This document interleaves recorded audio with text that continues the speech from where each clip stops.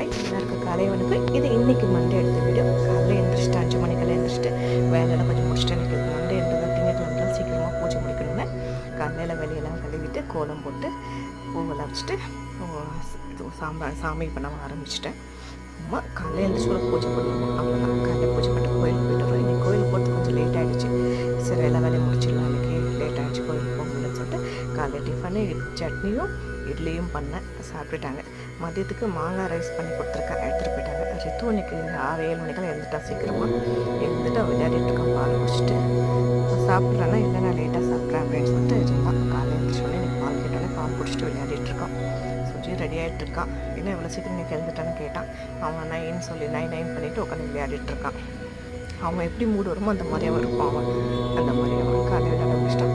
சரி எல்லா வேலையும் முடிஞ்சிச்சு. இப்போ துணியெல்லாம் இருக்குது, நிறைய காய போட்டுலாம் வெயிலாம் அடிக்குதுன்னு போயிட்டு இருக்கேன். சுஜின் காலேஜுக்கு கிளம்ப